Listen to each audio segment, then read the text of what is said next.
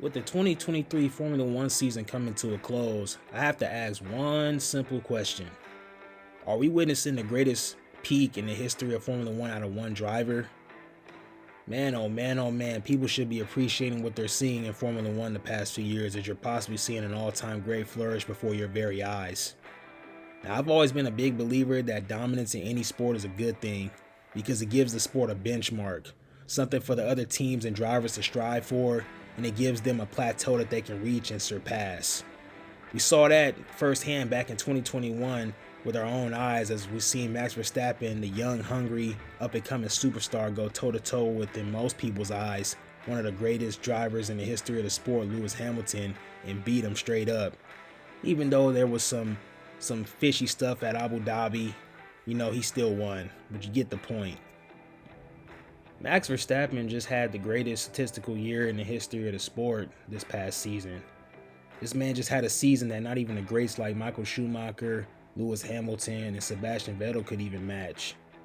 What Max has done over the past few seasons possibly cannot be duplicated or repeated. Max Verstappen will literally shatter the wins in a season mark set by him in the previous year where he won 15 out of the 22 races in 2022. A record that had stood for nearly 20 years previously, and this year he would go on to win 19 out of the 22 races, shattering that record again. He would also break a 10-year record for the most consecutive wins by a driver in a season, with 10, which was previously held by Vettel at 9. He also holds the record for the most podium finishes in a season at 21, and he would also go on to shatter a 71-year record of the highest winning percentage in a season with 86% won, previously held by the third ever Formula One driver in the history of the sport, Alberto Ascari, since 1952.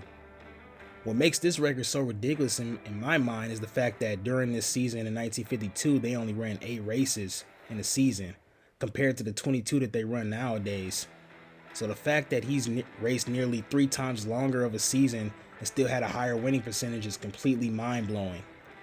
Now, I get it, back then in those days, the sport was a lot unsafer, so you had to give credit where credit was due back in those time periods. The safety modifications that they had in place are not nowhere near what they were back then, so I understand.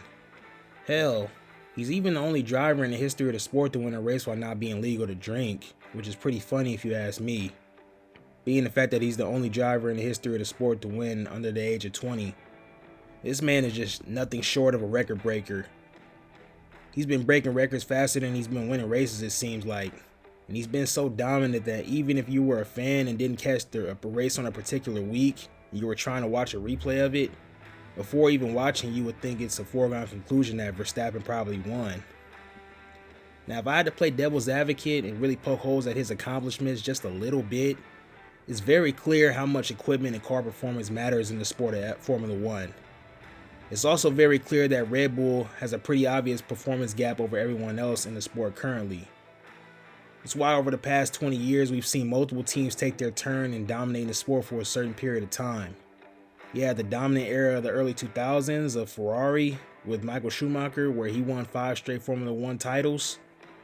You had the 4-year dominance of Sebastian Vettel with Red Bull Renault in the early 2010s when he won 4 straight titles in 34 races.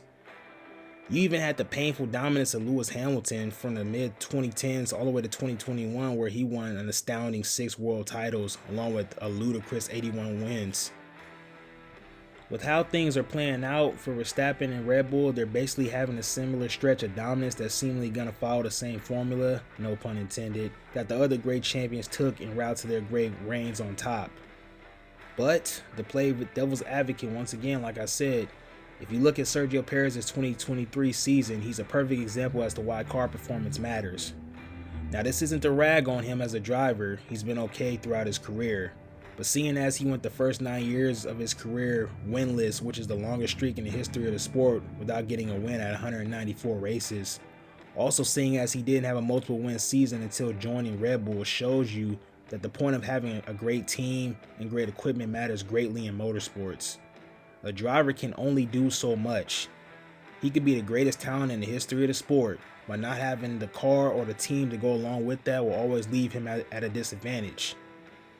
It's probably a factor as to why there's rumors that Perez won't be back with Red Bull next year. Now, I don't know if that's true, but that's what I've seen in the reports. Hopefully it isn't true, but we never know what might happen. Now, with all that being said, it's going to be interesting to see how long Red Bull stays on top in Formula One. With how things constantly change in terms of rules, cars, driver swaps, etc., with drivers coming in and out of the sport, also with Max Verstappen talking about retirement, which is completely baffling to me, it's really going to be a game of time when it comes to how long Max stays on top. And with Lewis Hamilton being over the hill in terms of his prime, McLaren's, Norris, and Piastri still feeling like they're a step behind in terms of car performance behind Red Bull, and with Ferrari's Charles Leclerc having a down year in 2023, in my opinion, I don't see why Max Verstappen's dominance won't continue. We're witnessing history in the sport of Formula One, and if you're a fan of the sport, you should sit back and appreciate it because you may never see a peak this high ever again.